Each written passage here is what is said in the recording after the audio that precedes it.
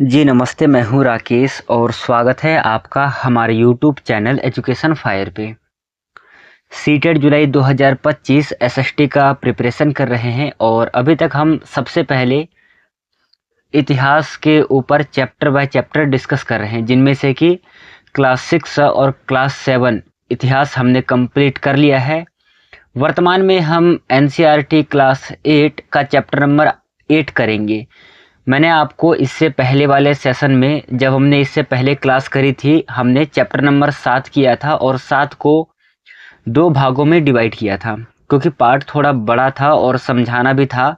इसलिए हमने 20-20 क्वेश्चन करके 40 क्वेश्चन करवाया था और 2 भागों में करवाया था। ऐसे ही इतिहास जो है क्लास 8 का चैप्टर नंबर 8, ये काफ़ी ज़्यादा बड़ा है, तो इसे हम 2 भागों में करेंगे। कुछ क्वेश्चन आज करेंगे और कुछ क्वेश्चन हम कल करेंगे। चलिए, मैंने आपसे एक काम कहा था कि आपको एनसीईआरटी चैप्टर नंबर 8 पढ़ कर के आने हैं। चलिए, यदि आप पढ़ कर के आए हैं तो जो भी प्रश्न है इनमें से आप अपना मैचिंग करना कि कितना प्रश्न आपका सही हुआ है। अपने साथ कॉपी पेन लेकर के बैठना, हो जाइए तैयार, कस लीजिए कमर। करेंगे हम एनसीईआरटी क्लास 8 चैप्टर नंबर 8 को। पहला प्रश्न है आपका, डैश लंदन स्थित एक भारतीय व्यवसायी और प्रचारक थे। ठीक है, ऑप्शन है लाला हरदयाल, दादा भाई नौरोजी, जवाहरलाल नेहरू और भगत सिंह। लंदन स्थित एक भारतीय व्यवसायी और प्रचारक थे। सही उत्तर इसका ऑप्शन नंबर बी, लंदन स्थित। जब मैंने कहा तभी आपको समझ जाना चाहिए, दादा भाई नौरोजी इस प्रश्न का सही आंसर है। Option number B correct answer है पहले नंबर के क्वेश्चन का। सेकंड क्वेश्चन है आपका, डैश कांग्रेस के अंग्रेज संस्थापक थे। ठीक है, कांग्रेस के अंग्रेज संस्थापक थे। ठीक है, कांग्रेस के संस्थापक कौन थे? ए.ओ. ह्यूम कांग्रेस के संस्थापक थे। कांग्रेस की स्थापना कब हुई थी? इसका जवाब आप लोग हमें कमेंट बॉक्स में बताएंगे कि कांग्रेस की स्थापना कब हुई थी। ठीक है, इसका जवाब आप लोग हमें कमेंट बॉक्स में देंगे। फिलहाल में जो संस्थापक है उसका नाम है ए.ओ. ह्यूम। ऑप्शन नंबर ए सही उत्तर है। तीसरे नंबर का क्वेश्चन है कि भारतीय राष्ट्रीय कांग्रेस के पहले मुस्लिम अध्यक्ष थे। बदरुद्दीन तैयब जी, अबुल कलाम आज़ाद, बादशाह खान और रहमत शेख। उत्तर है इस प्रश्न का option number A, Badruddin Tyabji Bharatiya Rashtriya Congress के पहले मुस्लिम अध्यक्ष थे। अगला प्रश्न सॉल्व करना, अपना स्कोरिंग करते रहना कि आज के इस सेक्शन से आपने कितना प्रश्न सही किया। अगला प्रश्न है कि डैश ने भारतीयों द्वारा यूरोपीय लोगों पर मुकदमा चलाने की अनुमति दी थी। नीचे आपके लिए 4 ऑप्शन है। सही उत्तर क्या होगा इस प्रश्न का, आप हमें बताइए क्या होगा इस प्रश्न का सही उत्तर। आंसर है ऑप्शन नंबर ए, इल्बर्ट बिल। ठीक है प्यारे साथियों, आपको याद रखना है कि इल्बर्ट बिल जो है वो भारतीयों के द्वारा यूरोपीय लोगों पर मुकदमा चलाने की अनुमति थी। ऑप्शन नंबर ए सही उत्तर है। अगला प्रश्न है, ये प्रश्न आपके एग्जाम की दृष्टि से इम्पोर्टेंट है, कई बार प्रश्न पूछा गया है। आपको अपने कॉपी में इस प्रश्न को नोट डाउन करना है। बंगाल विभाजन के संघर्ष को किस नाम से जाना जाता है? क्या होगा इस प्रश्न का आंसर? उत्तर है आपका ऑप्शन नंबर बी, स्वदेशी आंदोलन। इसके पीछे का रीजन समझना, बंगाल को 1905 में कर्जन ने सांप्रदायिक आधार पर विभाजन किया था। जब इसका विभाजन किया गया तो उसी समय बंगाल में एक आंदोलन प्रारंभ होता है, जो कि आंदोलन है स्वदेशी आंदोलन। इसी आंदोलन के तहत 1911 में दिल्ली दरबार से बंगाल विभाजन का आयोजन रद्द किया गया। तो इसलिए बंगाल विभाजन का जो संघर्ष था उसको हम लोग स्वदेशी आंदोलन के नाम से जानते हैं। ऑप्शन नंबर बी सही आंसर है। भारत छोड़ो आंदोलन 1942 में प्रारंभ हुआ था और प्रारंभ करने वाले का नाम क्या था? महात्मा गांधी। एक प्रश्न इसमें से नाम में से बनेगा कि महात्मा की उपाधि महात्मा गांधी को किसने दी है? उत्तर हो जाएगा आपका रविंद्रनाथ टैगोर। प्यारे साथियों, रविंद्रनाथ टैगोर जो कि बंगाल के थे, इन्होंने मोहनदास करमचंद गांधी को महात्मा शब्द की उपाधि दी। ठीक है, ऑप्शन नंबर यहाँ पर इस प्रश्न का बी सही आंसर है। अगला प्रश्न सॉल्व करना है आप सभी को। बंगाल विभाजन की घोषणा डैश में की गई थी। मैंने अभी आपको ऊपर एक्सप्लेन किया है इस प्रश्न से पहले कि बंगाल विभाजन की घोषणा डैश में की गई थी। उत्तर है आपका 1905, ऑप्शन नंबर बी सही आंसर है। इसके बाद 1905 के बाद यही 1905 में ही स्वदेशी आंदोलन चला, जो कि आपने ऊपर पढ़ा है। स्वदेशी आंदोलन के तहत 1911 में दिल्ली दरबार से रद्द हो जाता है बंगाल विभाजन। इसके बाद जाकर के बंगाल का विभाजन होता है। कब होता है? ये होता है 12 तारीख को, डेट प्रॉपर याद नहीं है पर आपको याद रखना है 1912 में। ठीक है, 1912 में फिर ये बंगाल विभाजन होता है। और जब बंगाल विभाजन होता है तो इससे बिहार अलग होता है। ठीक है, क्या अलग होता है? बिहार अलग होता है, ये भी आपको याद रखना है। पर बिहार अलग कब हुआ था? ये हुआ था 22 मार्च सन 1912 को। अगला प्रश्न है, ये वाला प्रश्न सीटेट के एग्जाम में पूछा गया था, 2023 के एग्जाम में पूछा गया ये वाला प्रश्न है। प्रश्न है, वंदे मातरम आंदोलन डैश में हुआ था? डेल्टाई आंध्र में, तटीय केरल में, कोंकण क्षेत्र में या फिर कश्मीर में? आंसर है ऑप्शन नंबर ए, ये डेल्टाई आंध्र क्षेत्र में हुआ था वंदे मातरम आंदोलन। ऑप्शन नंबर ए सही उत्तर है। अगला प्रश्न है कि डैश बाल गंगाधर तिलक द्वारा संपादित एक मराठी समाचार पत्र है। बाल गंगाधर तिलक जो कि गर्म दल के नेता थे। ठीक है, गर्म दल के नेता थे। और ये जो है इतिहास में 3 नाम प्रसिद्ध है, लाल, बाल और पाल। लाल बोले तो लाला लाजपत राय, बाल बोले तो बाल गंगाधर तिलक और पाल बोले तो बिपिन चंद्र पाल। फिलहाल में हम यहाँ बात कर रहे हैं बाल गंगाधर तिलक के विषय में। तो बाल गंगाधर तिलक 2 पत्रिका लिखते हैं। ठीक है, 2।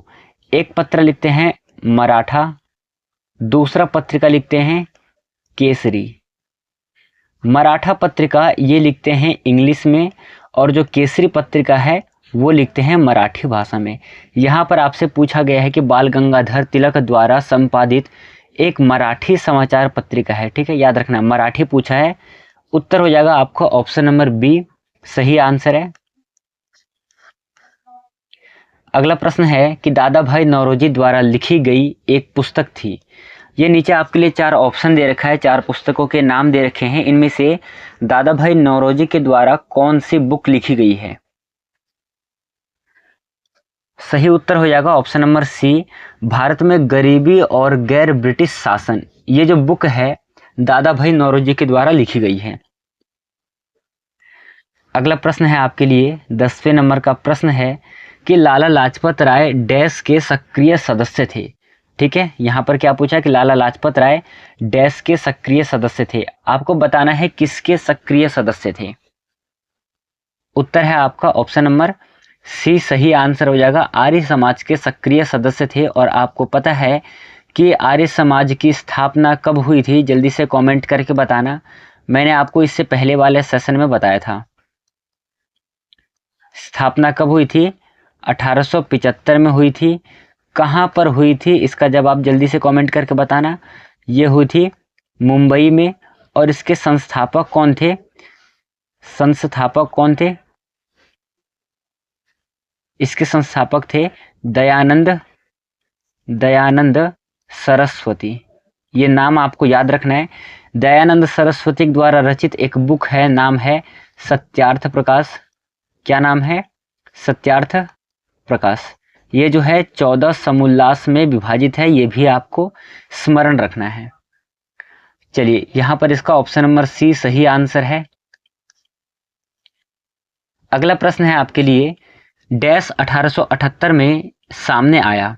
क्या वर्नाकुलर प्रेस एक्ट सामने आया, भारतीय अनुबंध अधिनियम सामने आया, भारतीय शिक्षा अधिनियम या फिर सती अधिनियम? 1878 में कौन सा अधिनियम या फिर एक्ट आया था? सही आंसर क्या होगा इसका? सही आंसर है ऑप्शन नंबर ए, वर्नाकुलर प्रेस एक्ट 1878 में सामने आया था? ऑप्शन नंबर ए सही आंसर। अगला प्रश्न है कि गांधी जी 1915 में डैश से भारत पहुंचे। ठीक है, कहां से भारत आए थे? इस प्रश्न का सही जवाब क्या होगा, जल्दी से बताना है कि गांधी जी 1915 में भारत लौटे थे। कहां से लौटे थे? सही उत्तर है दक्षिण अफ्रीका से लौटे थे। ऑप्शन नंबर बी सही उत्तर है इस प्रश्न का। अगला प्रश्न है कि बंगाल विभाजन का समर्थन डैश द्वारा किया गया था। किसके द्वारा बंगाल विभाजन का समर्थन किया गया था? आंसर हो जाएगा आपका ऑप्शन नंबर सी, मुस्लिम लीग के द्वारा बंगाल विभाजन का समर्थन किया गया था। चलिए अगला प्रश्न करना है। अगला प्रश्न है कि शस्त्र अधिनियम डैश में पारित हुआ था। सन बताना है, सन पूछा है आपसे कि ये कब पारित हुआ था। इस प्रश्न का सही उत्तर हो जाएगा आपका ऑप्शन नंबर जाकर के सी सही आंसर है। कब पारित हुआ था? 1878 में पारित हुआ था। मोस्ट इंपॉर्टेंट क्वेश्चन है, आपको अपने कॉपी में नोट डाउन कर लेना है। चलिए करेंगे आज का हम अगला और अंतिम प्रश्न, क्योंकि मैंने आपको कहा था कि जो 8वां चैप्टर है ये काफ़ी ज़्यादा बड़ा है। बड़ा होने के कारण मैं आपको टॉपिक बाय टॉपिक समझा रहा हूँ। आप यदि बुक देखेंगे तो जो मेन टॉपिक है वो तो आपके चैप्टर के ऊपर डला है, फिर उसके बाद छोटे छोटे सब टॉपिक सब पॉइंट्स लिखे रहते हैं, उनमें से जो जो प्रश्न बनते हैं मैं बना करके आपके सामने डिस्कस करता हूं। और मैं आपको एक काम देता हूं, एक होमवर्क देता हूं कि भाई आपको जो पाठ आज हम यहाँ पढ़ेंगे, जिस भी चैप्टर का एमसीक्यू करेंगे, उस पाठ को मैं आपको पढ़ने के लिए देता हूं ताकि आप पढ़ करके आए और देखें कि किस प्रकार से प्रश्नों की प्रकृति है, प्रश्न कहाँ कहाँ से पूछे जाते हैं। अधिकांश लोग क्या करते हैं कि जो भी एनसीईआरटी का बुक है उसमें जो कोने में फ़ोटो के नीचे कुछ लिखा रहता है उसे लोग नहीं पढ़ते हैं, और सबसे ज़्यादा प्रश्न जो है उन्हीं फ़ोटो के नीचे से बनते हैं। तो ये आपको भूल नहीं करना है। जब आप एनसीईआरटी पढ़ते हैं तो वहाँ पर पूरा प्रॉपर देखते हुए चलना है। चलिए आज का हम अगला प्रश्न करेंगे, उससे पहले एक सूचना है आप सभी के लिए। अभी यदि आप लोगों ने चैनल को सब्सक्राइब नहीं किया है तो सब्सक्राइब कर ले। सूचना ये है कि जब हम एनसीईआरटी समाप्त करेंगे कल, तो इसके बाद हम करेंगे ज्योग्राफी का क्वेश्चन करेंगे, ऐसे ही chapter by chapter, class 6, class 7 और क्लास 8। फिर इसके बाद हम क्या करेंगे, राजनीति विज्ञान करेंगे, और इसके बाद फिर हम करेंगे जो भी सीटेट से रिलेटेड प्रैक्टिस सेट है, चाहे 10 साल 15 साल पुराना जो भी है, उनके ऊपर भी हम काफ़ी डिस्कस करेंगे। और हम ये भी देखेंगे कि सबसे ज़्यादा प्रश्न किस चैप्टर से आता है, कौन से क्लास में से पूछा जाता है। यदि आपने अभी तक चैनल को सब्सक्राइब नहीं किया है तो चैनल को सब्सक्राइब कर ले, लाइक कर दीजिए, बेल आइकन को ऑन कर दीजिए ताकि क्लास से रिलेटेड जो भी नोटिफिकेशन हो वो सबसे पहले आप तक पहुँचे। चलिए करेंगे आज का हम अगला और अंतिम प्रश्न करेंगे कि डैश भारत में गांधी द्वारा सफलतापूर्वक नेतृत्व किया गया पहला अधिवेशन था। गांधी जी अपना पहला आंदोलन कहाँ प्रारंभ करते हैं? चंपारण बिहार में। इसलिए ऑप्शन नंबर ए आपका सही आंसर हो जाएगा। और ये कब प्रारंभ किया गया था ये आंदोलन? 1917 में आंदोलन प्रारंभ कर दिया जाता है। और आपको याद रखना है कि महात्मा गांधी इससे पहले मोहनदास करमचंद गांधी के नाम से प्रसिद्ध थे। ठीक है, मोहनदास करमचंद गांधी उनका पूरा नाम था। फिर जब ये आंदोलन करते हैं 1917 में चंपारण आंदोलन, यहीं पर रविंद्रनाथ टैगोर के द्वारा महात्मा की उपाधि दी जाती है। किसकी उपाधि दी जाती है? इनको महात्मा की उपाधि दी जाती है। और यहीं से, इसी आंदोलन से मोहनदास करमचंद गांधी महात्मा गांधी कहलाते हैं। तो ये आपको याद रखना है, आपके एग्जाम के लिए इम्पोर्टेंट रहेगा। जब सीटेट के एग्जाम में असेशन और रीजनिंग का प्रश्न बनाएगा तो वहाँ पर ये जो ए और बी कथन ए और आर में दे सकता है, आपको याद रखना है। चलिए यदि आप तैयारी कर रहे हैं और यदि आपके कोई पड़ोसी हैं या फिर आपके कोई जानकार है मित्र मंडली में, तो उनको भी बताइए कि यहाँ पर इस चैनल पे हम प्रतिदिन शाम 7 बजे चैप्टर बाय चैप्टर डिस्कस करते हैं, chapter by chapter MCQ question को करते हैं। ठीक है, चलिए इतना ध्यान रखिएगा। करेंगे हम इससे अगला प्रश्न कल करेंगे, कल 16 नंबर से करेंगे। और कल हमारा एनसीईआरटी का जो इतिहास है वो समाप्त हो जाएगा 8वीं क्लास का। इसके बाद जो अगली सूचना है वो हम कल के सेक्शन में देंगे। चलिए करेंगे समाप्त आज के इस सेशन को। मिलेंगे कल के सेशन में। धन्यवाद। जय हिंद साथियों।